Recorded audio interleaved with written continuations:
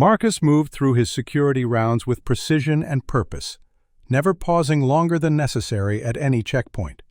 His supervisors praised his thoroughness and energy.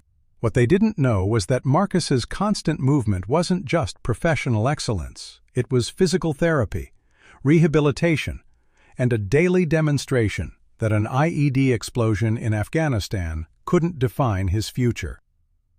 The Metropolitan Business Center on Fifth Avenue housed 12 floors of accounting firms, law offices, and consulting companies. During business hours, the building buzzed with the activity of hundreds of professionals. But from 10 p.m. to 6 a.m., the corridors fell silent, except for the steady footsteps of Marcus Thompson, the night security guard who had been protecting the building for 2 years. Marcus approached his job with military precision that impressed his supervisors and set him apart from other security personnel. He completed his patrol routes exactly on schedule, checked every door handle twice, and maintained detailed logs that were models of thoroughness and accuracy. But what struck everyone who worked with Marcus most was his constant motion. During his 8-hour shifts, Marcus never sat down, not once. While other guards would take breaks in the comfortable chair at the security desk, Marcus remained standing, walking, moving. His supervisors assumed this was exceptional dedication. His colleagues thought he was trying to impress management, or perhaps had too much energy to sit still. The reality was more complex than anyone realized. Marcus wasn't avoiding sitting out of professional commitment. He was integrating his physical rehabilitation into his work routine. Every step he took was part of an ongoing recovery process that had begun 3 years earlier in a military hospital in Germany. Staff Sergeant Marcus Thompson had been deployed to Afghanistan as part of a convoy security team when an improvised explosive device detonated beneath his armored vehicle. The blast had been powerful enough to flip the vehicle and severely damage Marcus's left leg. Despite immediate medical attention and multiple surgeries, doctors were unable to save the limb.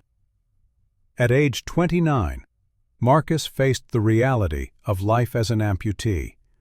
The physical recovery had been challenging but manageable. Modern prosthetic technology had advanced significantly, and Marcus worked with skilled prosthetists to develop a prosthetic leg that allowed him to walk naturally and maintain an active lifestyle. Learning to use the prosthetic required months of physical therapy, balance training, and gradual adaptation to the device's weight and mechanics. But the psychological adjustment had been more difficult than the physical healing. Marcus had always defined himself through physical capability and service to others. The military had been his career, his identity, and his community.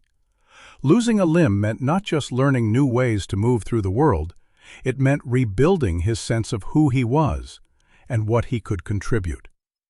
When Marcus was medically discharged from the Army, he faced the daunting prospect of civilian employment. Many employers, despite legal protections against discrimination, were hesitant to hire someone with a visible disability. Marcus's prosthetic was sophisticated enough that his limp was barely noticeable. But job applications that mentioned his veteran status and disability often went unanswered. The security position at Metropolitan Business Center had been a breakthrough. The company's HR director was a veteran herself and understood both the skills that military personnel brought to civilian jobs and the importance of giving disabled veterans meaningful employment opportunities. She hired Marcus based on his qualifications and character, not despite his prosthetic leg. But Marcus still felt the need to prove himself every day. He worried that any sign of limitation or accommodation would be seen as evidence that hiring him had been a mistake. So he developed a work routine that demonstrated not just competence, but exceptional capability. Marcus's constant movement during his shifts served multiple purposes. Medically, it was essential for maintaining the health of his residual limb and preventing the muscle atrophy that could occur with prolonged sitting. The prosthetic worked best when he stayed active, and regular movement helped prevent the skin irritation and circulation problems that amputees often experienced. Psychologically, staying in motion was Marcus's way of proving to himself that he could still perform at the highest level. Every patrol completed, every checkpoint reached on schedule, every flight of stairs climbed without assistance was evidence that losing a limb hadn't diminished his ability to serve and protect. Marcus had also turned his security rounds into a form of physical therapy. He used the building's stairwells for strength training, climbing all 12 floors multiple times per shift. He practiced balance exercises while standing at his post, and he used the long corridors for gait training, working to make his walking as natural as possible and efficient as possible.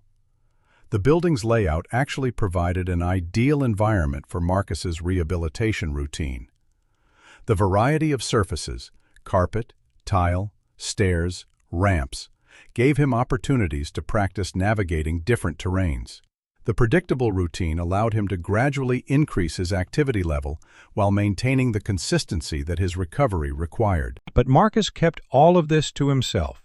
He had learned to change into his uniform in private bathroom stalls rather than the common locker room, ensuring that his prosthetic remained hidden from coworkers.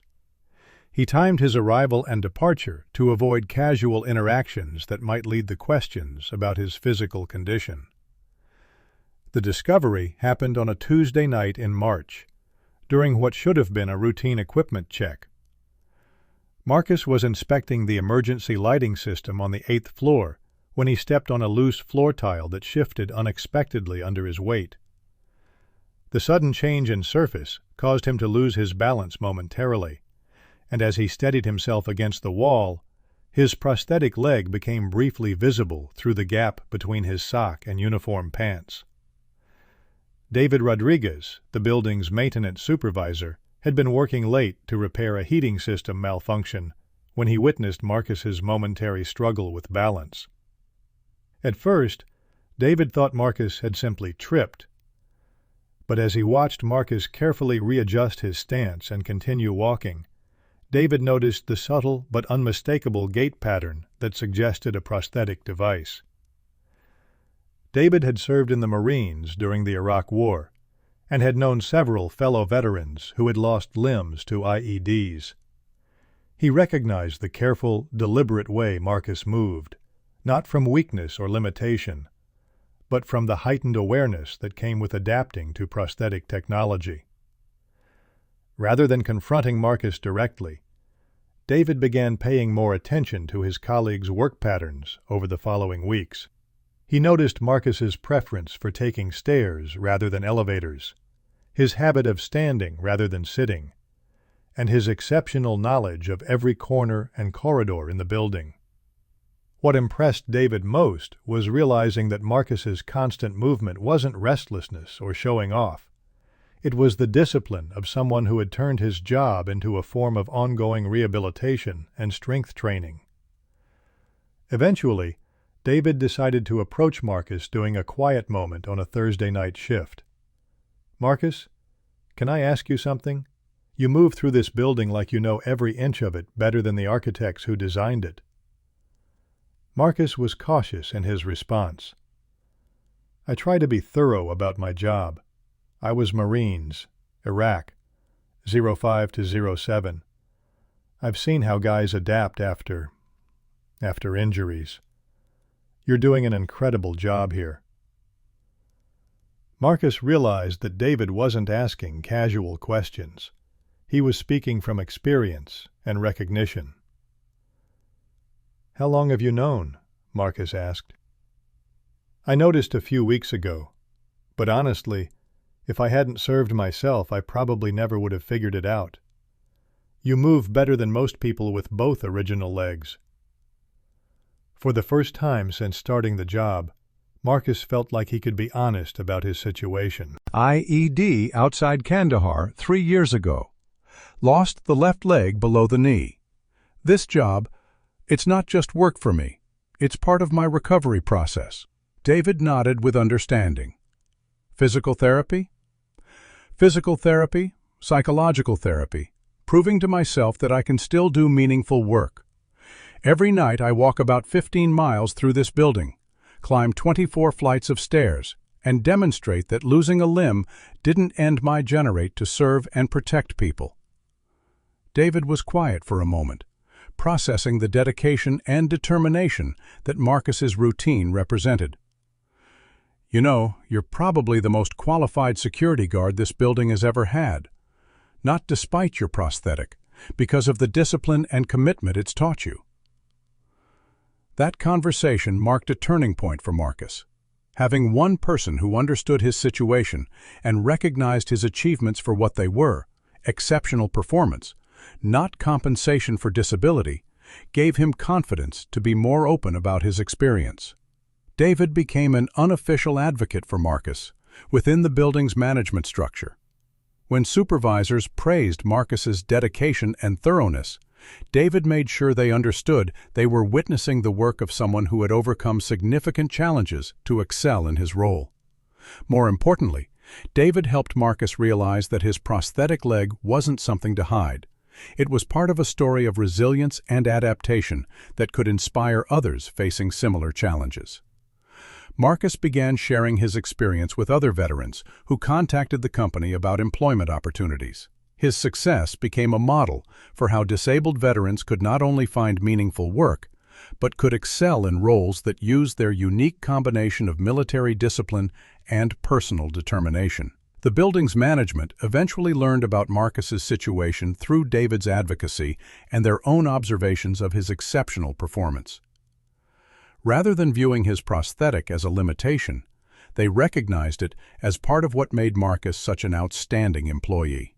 Marcus was promoted to head of security, a role that allowed him to train other guards while continuing his own rehabilitation routine. He developed training programs that emphasized the importance of physical fitness and mental discipline in security work, drawing from his military experience and recovery process.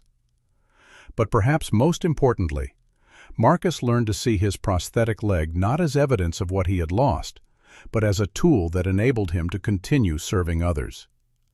His nightly patrols became less about proving his capability and more about taking pride in his contribution to the safety and security of the people who worked in the building. Today, Marcus continues working in security, though he has expanded his role to include consulting with other companies on employing disabled veterans. He speaks at veteran job fairs and rehabilitation programs, sharing his experience of turning necessary adaptation into professional excellence. His message is always practical and encouraging. Having a prosthetic doesn't mean you can do less. It means you have to approach things differently. Once you figure out how to work with your new reality instead of against it, you often discover you're capable of more than you ever imagined. Marcus has also become an advocate for workplace accommodations that recognize the difference between accommodation and limitation. His experience demonstrates that what looks like exceptional dedication might actually be someone integrating their health needs into their professional routine in ways that benefit both the individual and the organization. When people ask Marcus about his advice for other amputees entering the workforce, his response reflects the wisdom he's gained through years of recovery and professional success. Don't hide who you are or what you've overcome. Your prosthetic is evidence of your strength, not your limitation. Find ways to let your recovery process make you better at your job, not just able to do your job. Now I ask you, have you encountered someone whose apparent dedication was actually their way of adapting to physical challenges? Someone who turned their recovery process into professional excellence? Share their story in the comments below, because here at Silent Heroes, we believe that the greatest strength often comes from learning to work with our challenges rather than despite them. Thank you for watching. If this story changed how you think about disability, adaptation, and workplace success, subscribe to help us share more stories about turning challenges into strengths. Hit that notification bell. Share this with someone who needs to know that physical limitations don't limit potential. Until next time, remember that the most impressive dedication often comes from people who have learned to integrate their personal battles with their professional purpose, proving that adaptation and excellence can be the same thing.